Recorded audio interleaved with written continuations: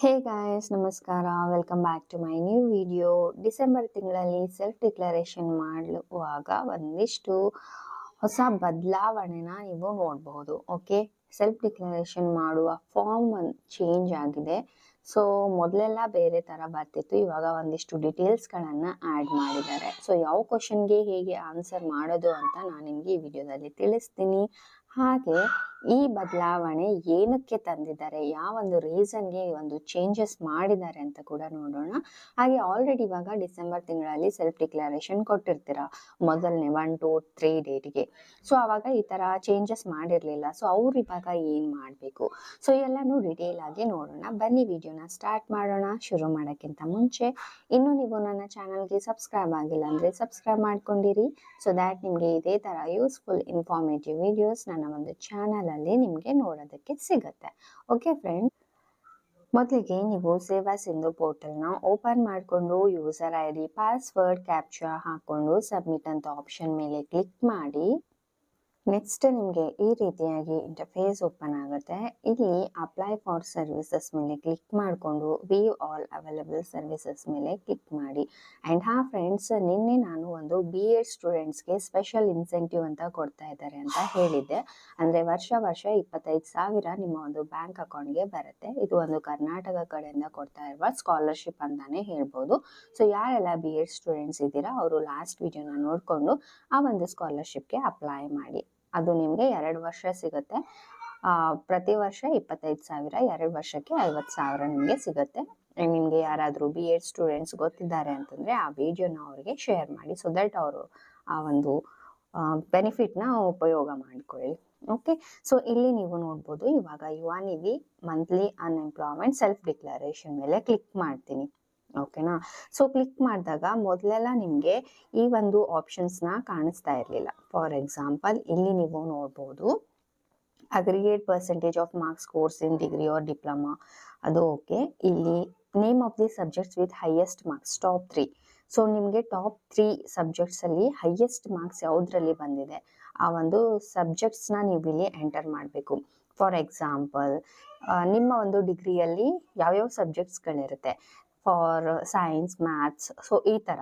So first ಸಬ್ಜೆಕ್ಟಲ್ಲಿ ಎಷ್ಟು highest score ಯಾವುದಿದೆ ಆ ಒಂದು ಸಬ್ಜೆಕ್ಟ್ ನೇಮ್ ಬರಿಬೇಕು. ಸೊ ಟೋಟಲ್ 3 ಸಬ್ಜೆಕ್ಟ್ಸ್ನ ಮೆನ್ಷನ್ ಮಾಡೋದಕ್ಕೆ ಹೇಳಿದ್ದಾರೆ.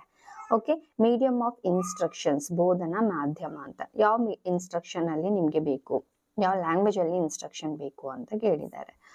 ಓಕೆನಾ, ಇಲ್ಲಿ ನೀವು ಬರಿಬಹುದು. ನೆಕ್ಸ್ಟ್ ಇಲ್ಲಿ do you read, speak and write in English ಅಂತ ಕೇಳ್ತಾ ಇದ್ದಾರೆ. ಇಂಗ್ಲೀಷಲ್ಲಿ ನಿಮಗೆ ಬರೆಯೋಕ್ಕೆ, ಓದೋಕ್ಕೆ, ಮಾತಾಡೋಕ್ಕೆ ಬರುತ್ತಾ ಇಲ್ವಾ ಅಂತ ಕೇಳಿದ್ದಾರೆ. ಸೊ ಇಲ್ಲಿ ನಿಮಗೆ ಗೊತ್ತಿರುತ್ತೆ ಅಲ್ವಾ, ನಿಮಗೆ ರೀಡ್ ಮಾಡೋಕ್ಕೆ ಬರುತ್ತೆ, ರೈಟ್, ಸ್ಪೀಕ್, ಸೊ ಎಲ್ಲ ಬರುತ್ತೆ ಅಂದರೆ ಎಲ್ಲದಕ್ಕೂ ಟಿಕ್ ಮಾರ್ಕ್ ಮಾಡಿ. ಸೊ ಈ ಥರ. ಮತ್ತು ಇಲ್ಲಿ domicile, state, city, district, taluka, did you had any academic arrears ಅಂದರೆ ಬ್ಯಾಕ್ಲಾಗ್ಸ್ ಏನಾದರೂ ಇದ್ದರೆ, ನಂಬರ್ ಆಫ್ ಎಷ್ಟು ಬ್ಯಾಕ್ಲಾಗ್ಸ್ ಇದ್ದಾವೆ ಅದು ಕೂಡ ಸೆಲೆಕ್ಟ್ ಮಾಡಬೇಕು. ಆ್ಯಂಡ್ ಇಲ್ಲಿ are you interested in working in the fintech and BFSI, ನಿಮಗೆ ಇದರಲ್ಲಿ ಇಂಟ್ರೆಸ್ಟ್ ಇದೆಯಾ ವರ್ಕ್ ಮಾಡೋದಕ್ಕೆ ಅಂತ ಕೇಳಿದ್ದಾರೆ. ಸೊ ಇಲ್ಲಿ ಎಸ್ ಇದ್ದರೆ ಎಸ್ ಹಾಕಿ, ಇಲ್ಲ ಅಂತಂದರೆ ನೋ ಹಾಕಿ. ಬೆಟರ್ ಎಸ್ ಅಂತಾನೆ ಹಾಕಿ. ಓಕೆನಾ. ಆ್ಯಂಡ್ ನೆಕ್ಸ್ಟ್ ಇಲ್ಲಿ are you interested in skilling and preparing yourself ಅಂತ ಇದೆ. ಇಲ್ಲಿ ಕೂಡ ಎಸ್ ಅಂತಾನೆ ಹಾಕಿ. ಆ್ಯಂಡ್ ಇಲ್ಲಿ ಕೂಡ ಎಸ್ ಅಂತ ಹಾಕಿ. ಓಕೆನಾ. ಫಸ್ಟ್ ಆಫ್ ಆಲ್, ಈ ಒಂದು ಚೇಂಜಸ್ನ ಏನಕ್ಕೆ ತಂದಿದ್ದಾರೆ ಅಂತಂದರೆ, ನಿಮ್ಮೆಲ್ರಿಗೂ ಗೊತ್ತಿರ್ಬೋದು, ನಾನು ಲಾಸ್ಟ್ ವಿಡಿಯೋದಲ್ಲಿ ಹೇಳಿದ್ದೆ ಈ ಥರ ನಿಮಗೆ ಕಾಲ್ಸ್ಗಳೆಲ್ಲ ಬರುತ್ತೆ ಯುವಾನಿವಿ ಡಿಪಾರ್ಟ್ಮೆಂಟ್ ಕಡೆಯಿಂದ ಅಂತ, ಅಂದರೆ ಕೌಶಲ್ಯ ಕರ್ನಾಟಕ ಕಡೆಯಿಂದ.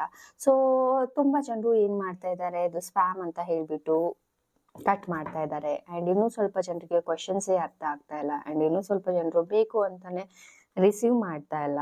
ಸೊ ಈ ಥರ ಎಲ್ಲ ರೀಸನ್ಸ್ ಆಗ್ತಾ ಇದೆ ಅಲ್ವಾ. ಸೊ ಬೆಟರ್ ಈ ಒಂದು ಸೆಲ್ಫ್ ಡಿಕ್ಲರೇಷನ್ ಅಲ್ಲೇ ಈ ಎಲ್ಲ ಕ್ವಶನ್ಸ್ಗಳು ಕೊಟ್ಟಿದ್ರೆ ಕಾಲ್ ಮಾಡೋ ಅವಶ್ಯಕತೆನೇ ಇರೋದಿಲ್ಲ ಅಂತ ಹೇಳಿ, ಸೊ ಈ ಒಂದು ಒಂದಿಷ್ಟು ಡೀಟೇಲ್ಸ್ನ ಇದರಲ್ಲೇ ಆ್ಯಡ್ ಮಾಡಿದ್ದಾರೆ. ಸೊ ದಟ್ ಯಾರು ಕೂಡ ಇವಾಗ ಕಾಲ್ ಯಾರೆಲ್ಲ ರಿಸೀವ್ ಮಾಡಿಲ್ಲ ನೋಡಿ, ಸೊ ಅವ್ರಿಗೂ ಕೂಡ ಯೂಸ್ಫುಲ್ ಆಗುತ್ತೆ.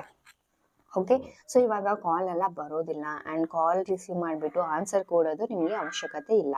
ಇದೇ ಒಂದು ಸೆಲ್ಫ್ ಡಿಕ್ಲರೇಷನಲ್ಲಿ ನೀವು ಎಲ್ಲ ಡೀಟೇಲ್ ಎಲ್ಲ ಎಂಟರ್ ಮಾಡಿದ್ರಿ ಅಂತಂದರೆ ಮುಗೀತು.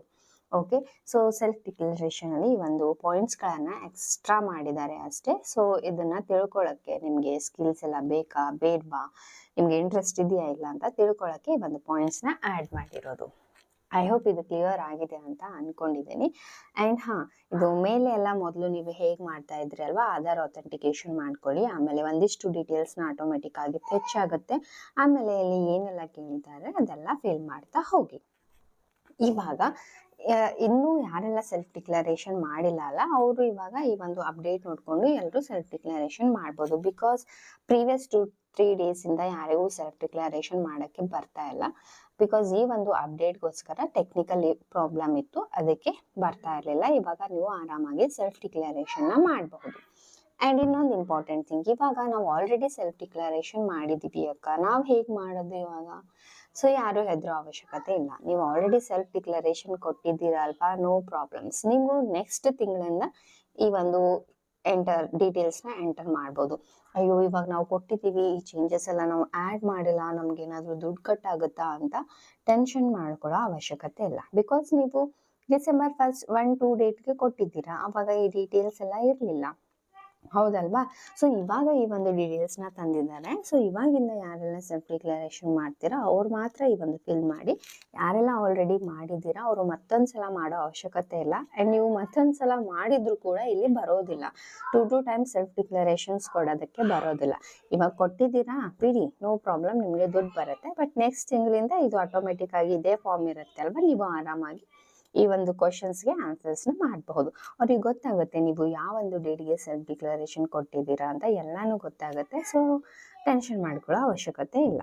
ಐ ಹೋಪ್ ಈ ವಿಡಿಯೋ ಕ್ಲಿಯರ್ ಆಗಿದೆ, ಈ ಟಾಪಿಕ್ ಕ್ಲಿಯರ್ ಆಗಿದೆ ಅಂತ ಅಂದ್ಕೊಂಡಿದ್ದೀನಿ. ವಿಡಿಯೋ ಯೂಸ್ಫುಲ್ ಆದರೆ ಲೈಕ್ ಮಾಡಿ, ಚಾನಲ್ನ ಸಬ್ಸ್ಕ್ರೈಬ್ ಮಾಡೋದನ್ನು ಮರಿಬೇಡಿ. ಬಾಯ್ ಬಾಯ್.